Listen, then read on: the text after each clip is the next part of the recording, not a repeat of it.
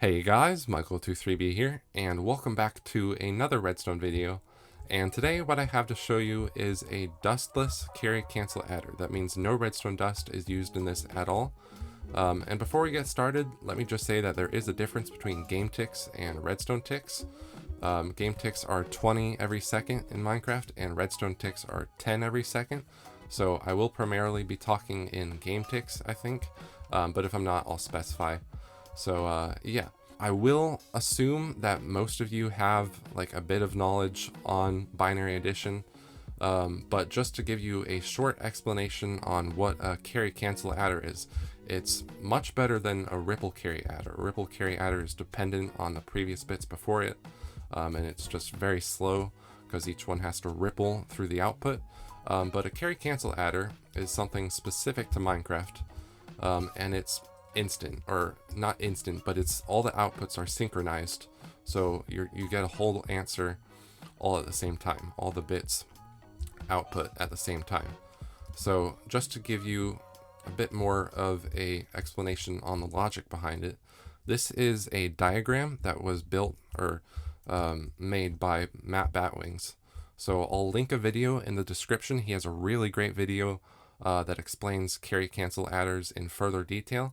But just to give you a short explanation on the logic, this is our binary number that we want to add with this binary number.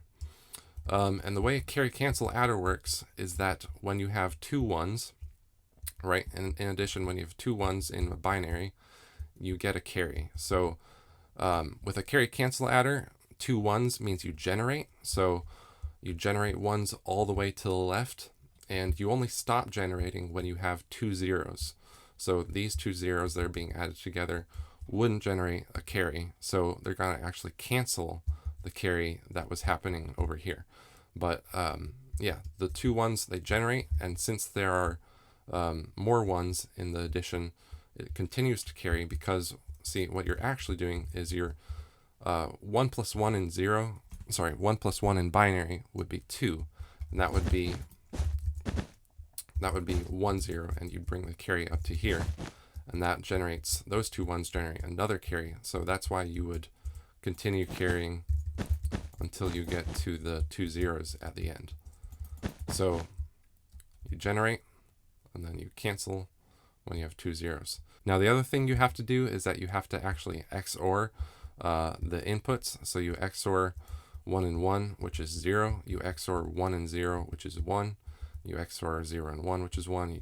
You get another 1, and you also have 0, 0, which XORed is 0. And then for every bit that you have to XOR this carry output here, and you XOR it with the bit of higher significance. So you XOR that one with this one, and so on and so forth. And then once you do all that, once you XOR all your things, that goes into your output right here, and you can see that 1011 plus 101 is 10000 in binary. So yeah, and now what I'm going to show you is this is a traditional carry cancel adder. It was designed by MagicalGent. I'll link a video to his in the description as well, but this is also showcased by Matt Batwings in his video. And this one provides an accurate answer in 14 game ticks or less. Now, the reason I say less is because when you carry in, when you do a carry in operation, it actually takes less time to generate an answer. But yeah, this one uses redstone dust, it uses comparators, it uses repeaters, and really the magic of the carry cancel adder with dust is that you have a slab tower, and so I won't explain the logic here too much, but basically this is your NOR gate, and so if you have two zeros, then this is going to be on, and that will cancel the output in the comparator. And the slab stack, what that does is it carries it all the way up through the entire operation, and you have that for the cancel output, and you also have that for the generate output, which is this slab stack here. But the limit that I'm trying to point out in this video is that redstone dust can only last 14 signal strength. So from your bit down here all the way up to the one up here, that's 15. 15 signal strength. That's how far it can reach. And so basically that limits you to an 8-bit adder. An 8-bit number plus another 8-bit number gets you a 9-bit output, but yeah, it's an 8-bit adder, and that's your limit. Now there are some designs with Redstone Dust that actually do 16 bits with a clever way of taking the outputs from each and every Redstone Dust, but I won't really talk about that. But yeah, so let me just go ahead and add some numbers here. So again, this is our traditional carry cancel adder. We can do 1 plus 1, and we get 2. We can add a carry down here. This is our carry in, so 1 plus 1 plus 1 is 3. That's our output there. And let me go ahead and flick a bunch of these.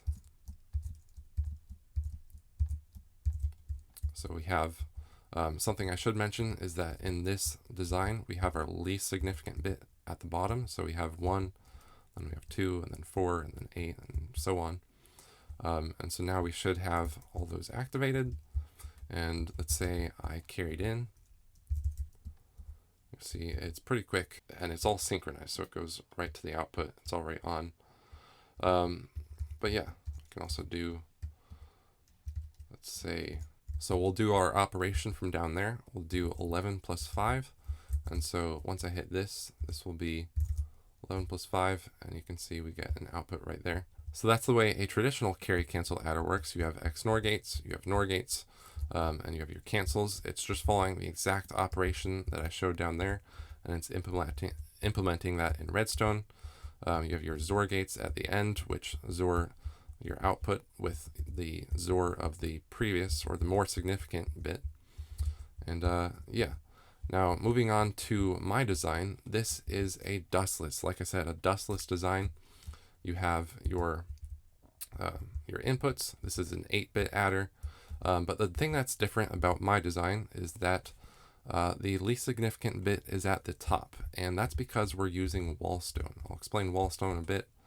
But yeah, all the outputs are going downwards. So you have 1, and you have 2, and you have 4, and 8. So it's the reverse of that one, but it's also synchronous. It's all instant.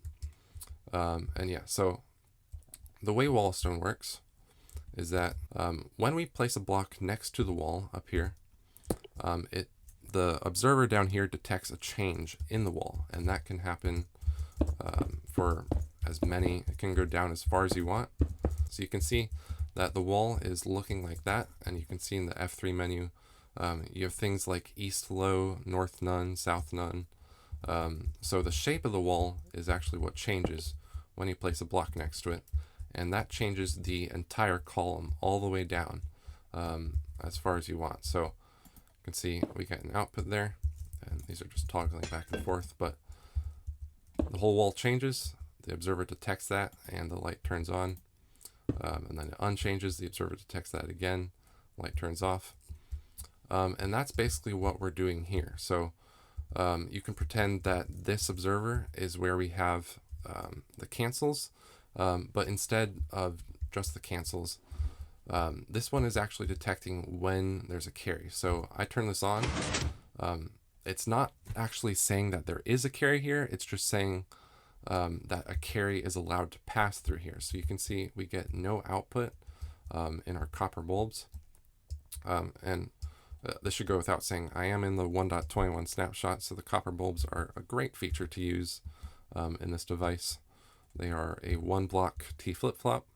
So yeah, so this is where our carry can go through, but it's not a carry. The only time a carry happens is when we flick this trapdoor. So you can imagine that if you had 1 plus 1, like we said down in our example, 1 plus 1 generates a carry.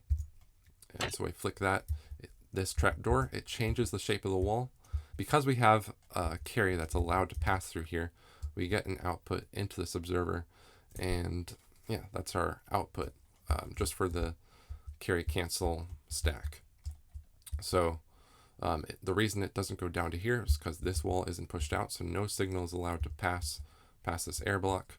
And so you can imagine that there are 2 zeros here. So if there's 2 zeros, no carry is allowed to pass through. So that's basically where our cancel happens. So these two outputs would actually be different. So if you have a carry here, this would have to be on, and if there is no carry, or if no carry is allowed to happen, these two would be 0 unless this one would also be off. So let's say that we had a carry happening here, and we wanted it to go all the way down to, say, this one. So this is where a carry can happen. This is where a carry can happen, and the reason carry can happen is that you have either 2 ones or a single one. And this one, we're not going to have a carry happen because we're going to have a cancel. So a cancel, you can imagine, is 2 zeros. So it doesn't pass through to there. So the carries all the way down to this one. And hopefully that makes sense. When we no longer have a carry, we no longer get any output. And I'll just show you another example. We can have carry allowed to happen here, carry allowed to happen here. And then we'll flick this one. That goes all the way down. And yeah, that is pretty much the basics of wallstone. Hopefully that's not too confusing. But moving on to my actual device, that is the core principle of how this machine works. So this one, it's 8-bit, like I said, it's infinitely expandable. So you're not limited by the distance that redstone signal strength can pass or can go. So because we're using wallstone all changes at the exact same time, all the way down as far as you want. So you can make this as many bits as you could possibly want. You can actually fit 128 bits in the Minecraft world height limit. You just can't really have a carry, so you kind of need room for that. But yeah, so this one is 8 bits, and it is providing an answer in 13 game ticks or less. And when you actually do a carry in operation, that can generate an answer in only 3 game ticks, which is pretty cool. And it's all synchronized. So let me go ahead and just show you an example. We have 1 + 1, that's 2. We can do a carry in, that's 3. I'll go ahead and do the full carry example. So again, this is least significant bit to the most significant bit at the bottom. And once I hit the carry, boom, it all changes instantly. You get an output there. And so this whole binary number +1 equals your carry all the way down to there. That's your output, so the most significant bit. And then we can unflick it, and it changes back in just 3 game ticks. Now, if you're doing this, it takes a bit longer, but it's still all synchronized, and yeah, very, very fun to work with. And so here's how this machine actually works. You have your OR gate right here. Once we flick that, that gets powered. Once we flick that, that one's still powered. So as long as one of these is powered, this piston will have pushed out the wall. You can see if I unflick it, it pulls it back. Once either of these inputs is on, that allows a carry to happen, but it doesn't actually generate the carry, like we said. The carry only happens once we flick a door. So let's say we add 1 + 1, that's 2 again, and then we unflick that, the wall changes back, the observer detects that, and actually both of these observers detect that because the signal is allowed to pass through here. So we can do 1 + 1 + 1, and yeah, we have inputs on these 3, and that allows a carry to happen through the entire wall all the way down to here. But again, it doesn't generate the carry. Now we can make a carry happen if we, say, flick this, and this actually goes into an AND gate. So both of these inputs go into these rails, these separate rails, and this goes towards our AND gate. So let me flick these, and I'll just show you. When we get an input on this one, it ticks this copper bulb, which changes state, it turns off. If we get on an input on this one, this copper bulb gets ticked and it gets turned off. And so we're actually reading these copper bulbs through these comparators. And these comparators are powering this redstone rail. Now, once we have inputs on both of them, both of these comparators will have turned off, which will thus turn off this powered rail. This observer will detect that powered rail is turned off, and that's our AND gate. So it ticks this redstone or copper bulb, and that copper bulb, once that's on, it runs into this comparator, it runs into the trapdoor, and the trapdoor stays on, and that generates your carry. Now the carry is only going to happen if there's a wall here, but again, like I said, if you have any inputs, then the wall is already going to be there. So once you have a carry, if you have both gates on, this trapdoor will generate that carry and will pass down all the way until you have no inputs, until you have 2 zeros on your inputs. So yeah, that's your AND gate. Now something we're also doing is we have our XOR gate. So again, like in our example, we have to XOR basically the carry output, the carry line. We have to XOR that with the bit of higher significance. So for each bit, the carry gets XORed with the bit of higher significance. So this is where these rails come into play. So if we have an input here, turn that copper bulb off, and basically each time you have an input, these rails will change, and that goes into our observers. And so basically each time you change the levers, this copper bulb gets changed. That's the essence of an XOR gate. That gets run out to here. The comparator reads that copper bulb, and then this observer detects that comparator, and it runs into our output. So then what happens is that your carry, for example, on this level, your carry gets XORed with the bit of higher significance, so which would be this one. And then if you were to do the other level, you have your carry from this level. So again, if you have a carry, it runs into this wall, it goes down and ticks this one, and then that is basically your carry in getting XORed with the XOR of the bit of higher significance, which is this one. So yeah, and this is your final output. So hopefully that makes sense. I can do another example here. So let's say we did our 1 0, or actually we have to do this in reverse. So this is 1 1 0 1, because again our most significant bit is towards the bottom.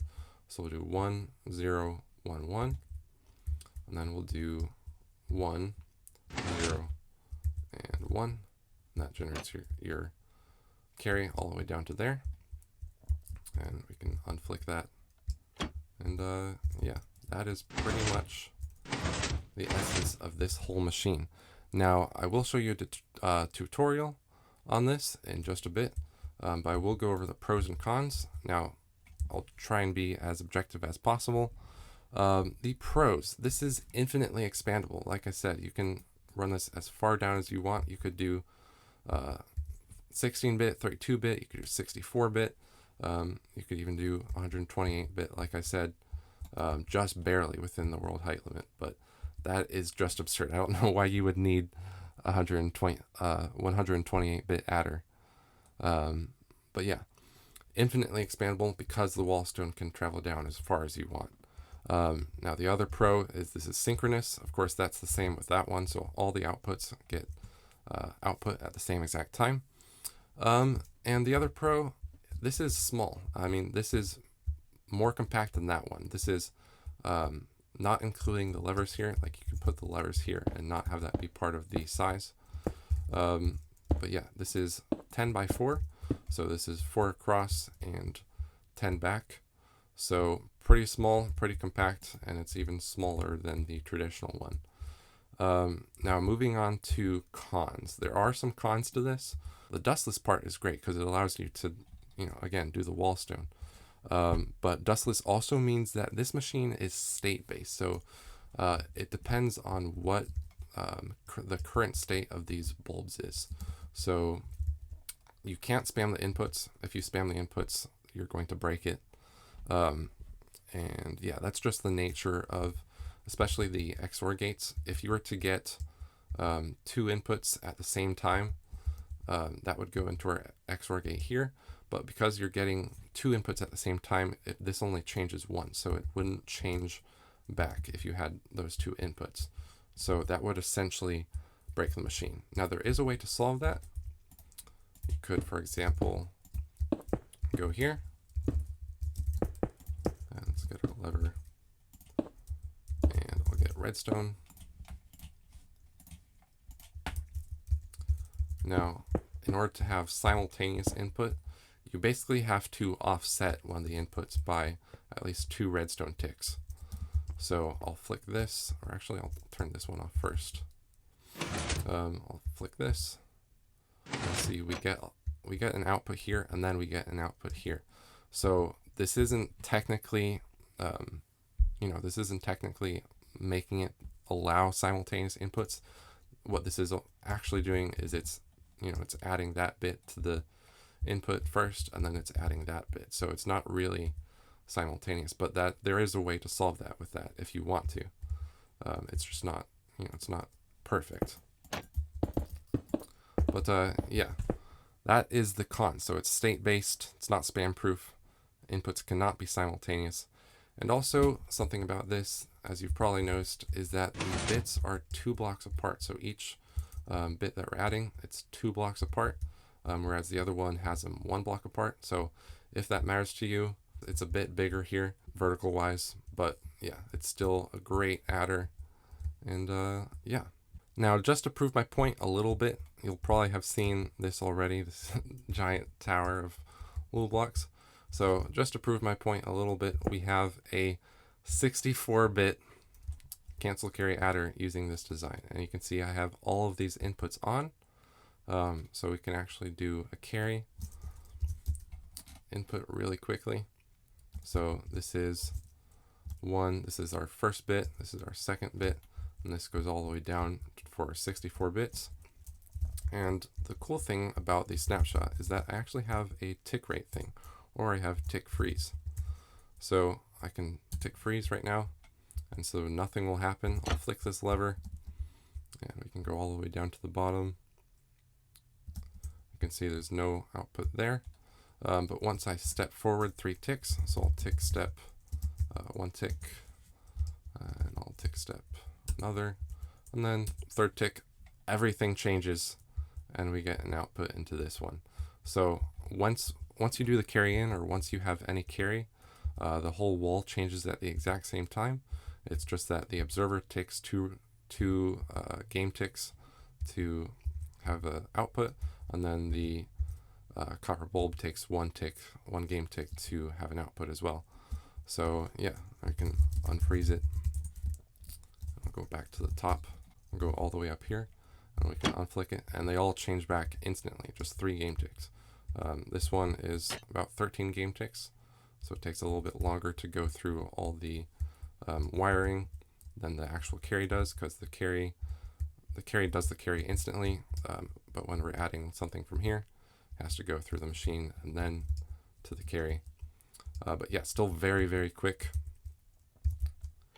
and all synchronous. So yeah, pretty amazing. So let's move on to the tutorial. All right, so here are the main things you'll need. You'll need a solid block of any type. You'll need some levers. You'll need powered rails. You'll need observers. You'll need sticky pistons. You'll need a wall of any type. You'll need a trap door. You'll need a copper bulb, and you'll need a comparator. So we're just going to start with one of our levels. So we're going to go over here and build something like this. You have your powered rails, one of them right there. You have 2 here. We're going to place an observer right here, a sticky piston, and a wall. And then we're also going to place observers right here. We're going to place blocks in the back of those, a copper bulb here, and then more solid blocks. And something else you can also do is you can build walls above it. And then we're also going to put comparators back here. And this is where our AND gate will be. So we're going to place rails here. And we'll also place an observer here, a copper bulb, place a comparator out of this copper bulb, and we also need a way to place the trapdoor. So it's important that it is facing that block, And yeah, something else you also need to do, you need to make sure that these inputs, or these copper bulbs rather, are on. And you need to make sure that this one is off. So before you do anything, before you build the rest of it, you need to make sure that this is where the copper bulbs are. These two are on, this one is off, so that once you say this is our AND gate, once both of these turn off, our AND gate triggers. So yeah, both of these on and this one off. And that is pretty much your full thing, but the other thing you also need is you need rails here. Now, it's important that these aren't connected, so if you had that, you do not want this. So you need to make sure that this is what it looks like, or something like that. You just need to make sure that these are not connected. And then what we're going to do is we're going to take observers, take that out of those rails, and then we're going to have a copper bulb here.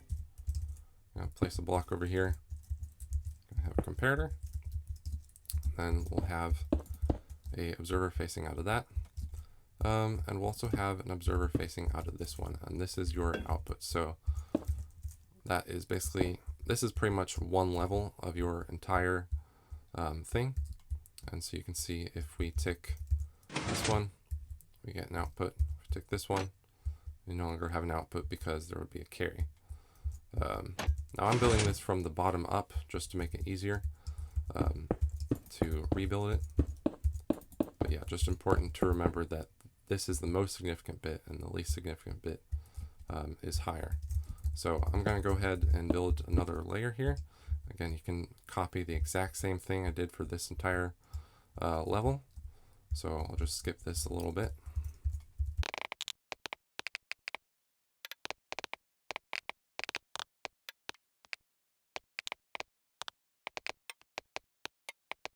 All right, now there's our second level done. Of course, we also need to make sure that these copper bulbs are on.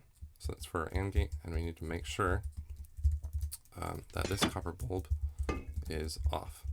Now something else you also need to make sure you do is that you have blocks, all the wall blocks, they need to have blocks next to them.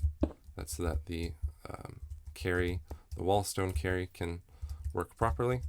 And in between all the spots where you have your pistons with their walls, you need to make sure that there are walls in between them, so that way they can all be connected if they need to. And then once you have all of your layers, something else you also need to make sure is that your outputs are all off. So all your inputs are off. If all your inputs are off, all your outputs should be off. And again, these two copper bulbs should be on, and both of these copper bulbs up here should be off, and that goes for each layer. So I'm just going to copy this a bit more, and I'll be right back. All right, so now I have just about 3 bits. Something else you need to make sure you do is that the observer that actually detects the carry, it always goes above the piston. So just one layer above the piston, that reads into that. And of course, you also need to make sure that you have your walls that are detecting, that are always connected to each other. And then you could also do another bit here. You could have a piston with your wall, yeah, and so on and so forth. Just always making sure that you have 2 walls in between each layer. That way the pistons can push their thing in. And you have the observer, 1 layer above here. And you know, this is observer coming from your bulbs here for your XOR gates. So yeah, you can place another bulb here, and that's your output. We now have a 3-bit cancel carry adder using this thing. Now we're not actually quite done. We just need a few more things. We need a lever here, so this will be your carry in, and you can also put it over here. And then something else we also need to do is that we need to take the wall down to here. So this is where one of our carries is allowed to happen. I'm going to take the wall down to here. So 2 blocks, place an observer there. And that is your final output. That's the most significant bit down here. So this doesn't have to be XORed with anything. This just comes directly from your carry. So now I can add something like this. You can see we get 2. You can add something like this. And do a carry operation. You can see it goes all the way down to there. And yeah, that's your final thing. So just some final notes. Again, don't spam the inputs because you're going to break the machine. since it is a state-based machine. It's not like redstone dust. But yeah, make sure you don't spam inputs. But if you do spam inputs, or it breaks for any reason, you just need to make sure that these two bulbs on each level are on and these two are off. As long as all the inputs are off, that's what the machine should look like. And yeah, and you should make sure that all the pistons, if no inputs are there, all the pistons have their wall retracted to here. And yeah, that is just about it. I hope you enjoyed. I hope you learned something. And there will be a world download in the description if you want to mess with any of these adders. And yeah, thank you guys so much for watching. Feel free to subscribe, like, comment, and let me know what you think. I'm pretty proud of this one. But yeah, thank you so much for watching, and I will see you guys in the next video. Have a good one.